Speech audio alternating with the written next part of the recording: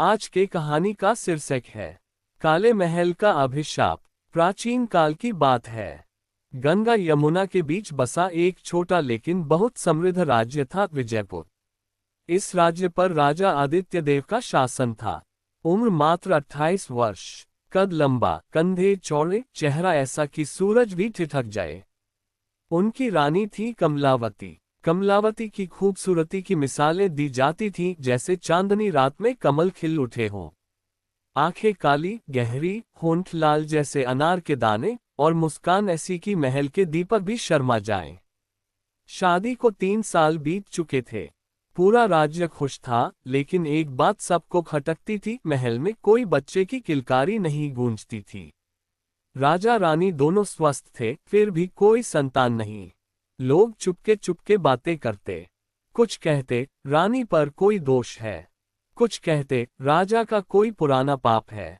राज्य में एक बहुत पुरानी किंवदंती प्रचलित थी काले महल की।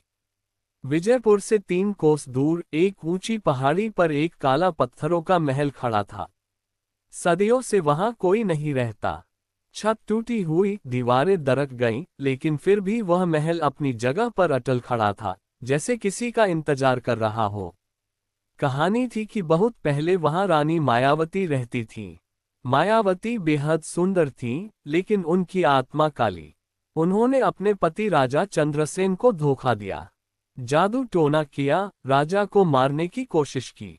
आखिरकार राजा ने क्रोध में आकर उन्हें जिंदा जला दिया। मरते वक्त मायावती ने आग के बीच से चीखकर अभिशाप दिया था, जो भी इस महल में कदम रखेगा और मेरे दर्पण में झांकेगा, उसकी संतान कभी नहीं होगी। और अगर कोई अभिशाप तोड़ने की कोशिश करेगा तो उसे अपनी प्रियतमा खोनी पड़ेगी। यह अभिशाप तब तक रहेगा जब तक कोई सच्चा प्रेम और पूर्ण विश्वास इसे न तोड़ दे। लोग इस किंवदंती से इतना डरते थे कि काले महल के आसपास का जंगल भी सूना पड़ जाता। कोई शिकारी भी वहां नहीं जाता। राजा आदित्य देव इस कहानी को महज लोक कथा मानते थे। वे कहते, हमारा भाग्य हमारे कर्म तय करते हैं, न कि किसी मरी हुई औरत का अभिशाप। लेकिन रानी कमलावती का मन बार बार उस ओर खींचता। रात को जब महल सो जाता, वह खिड़की पर खड़ी उस काले महल की ओर देखती रहती। उसकी आंखों में एक अजीब सी बेचैनी रहती। एक रात जब चांद पूरा था, कमलावती ने अपने सबसे भरोसेमंद दासी ललिता को बुलाया। ललिता उसकी बचपन की साथी थी। ललिता, मुझे काले महल के बारे में सच जानना है। क्या वहां सचमुच कोई दर्पण है? ललिता ने डरते डरते कहा, रानी जी, हाँ, महल के सबसे अंदर एक बड़ा काला दर्पण है। लोग कहते हैं कि जो उसमें देखता है उसे अपना पूरा भविष्य दिख जाता है। लेकिन कीमत बहुत भारी होती है, आंखों की रोशनी या फिर जीवन। कमलावती के मन में एक आग सी जल उठी। अगर दर्पण सच दिखाता है तो शायद पता चल जाए कि संतान क्यों नहीं हो रही। उस रात जब पूरा महल सो रहा था, कमलावती ने काले वस्त्र पहने, सिर पर घूंघट डाला और चुपके से महल से निकल पड़ी। रास्ता जंगल से होकर जाता था। रात का अंधेरा, भेड़ियों की दूर की आवाजें, पत्तों की सरसराहट, सब कुछ डरावना था। लेकिन कमलावती का इरादा पक्का था। काले महल के मुख्य द्वार पर पहुंचकर उसे लगा जैसे कोई उसे देख रहा हो। द्वार आश्चर्यजनक रूप से खुला हुआ था, जैसे सदियों से किसी का इंतजार कर रहा हो। अंदर काला अंधेरा। उसने अपने साथ लाई छोटी मशाल जलाई। रोशनी में पुरानी मूर्तियां दिखीं, टूटी हुई, धूल से ढकी। दीवारों पर लाल लाल निशान, जैसे सूखा हुआ खून हो। वह धीरे धीरे आगे बढ़ी। एक विशाल हॉल में पहुंची। बीच में एक बहुत बड़ा काला दर्पण खड़ा था। फ्रेम सोने का, लेकिन काला पड़ गया था।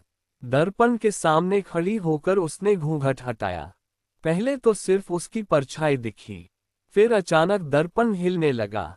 उसमें से एक गहरी ठंडी आवाज आई, क्या तुम सच देखना चाहती हो, रानी कमलावती?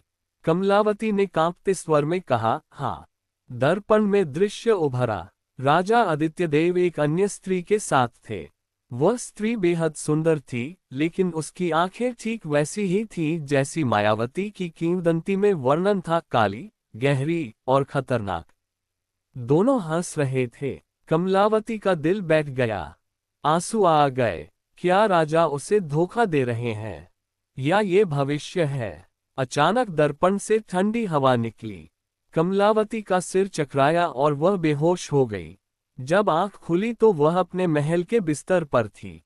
राजा चिंतित होकर पास बैठे थे। रानी, तुम कहाँ चली गई थी? पूरा महल तुम्हें ढूंढ रहा था। कमलावती चुप रही। उसका मन अब शक से भर गया था। वह राजा से दूरी बनाने लगी, बात कम करने लगी। राजा समझ नहीं पा रहे थे। कुछ दिन बाद राजा ने खुद फैसला किया, वे काले महल जाएंगे।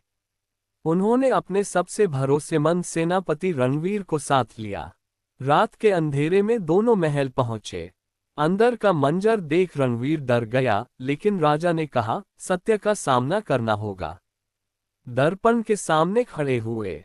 राजा ने झांका।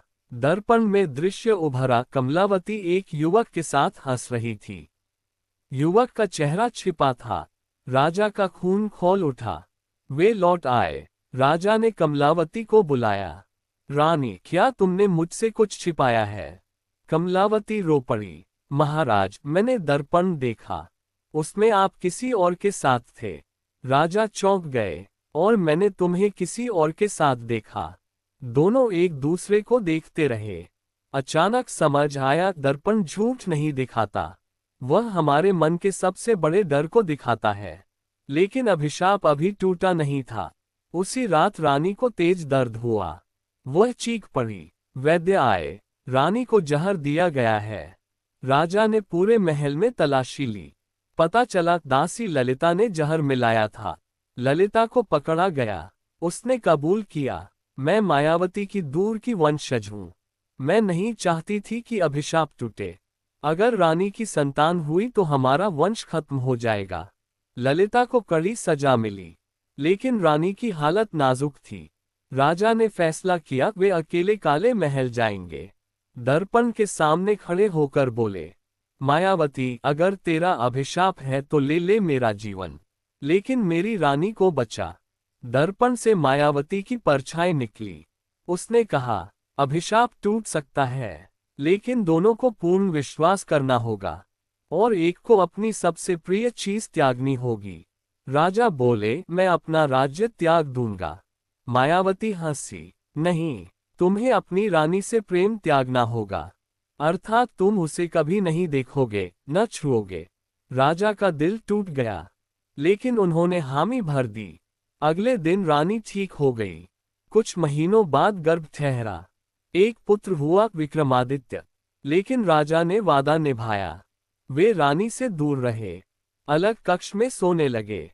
रानी रोती, लेकिन राजा नहीं माने। एक रात रानी उनके पास गई। महाराज, अब अभिशाप टूट चुका, हमारा पुत्र है, अब पास आइए। राजा बोले, वादा है, अगर तोड़ा तो अभिशाप लौट आएगा। रानी ने कहा, तो हम दोनों मिलकर मायावती से बात करेंगे। दोनों पुत्र को लेकर काले महल गए। दर्पण के सामने खड़े हुए। मायावती आए। रानी बोली, मायावती, तुम्हारा दर्द समझती हूँ, लेकिन अब प्यार जीत चुका, हमें माफ कर दो। मायावती बोली, एक आखिरी शर्त, तुम दोनों को मेरे महल में एक पूरी रात बितानी होगी, बिना डरे। दोनों राजी हो गए। पूरी रात वे महल में रहे।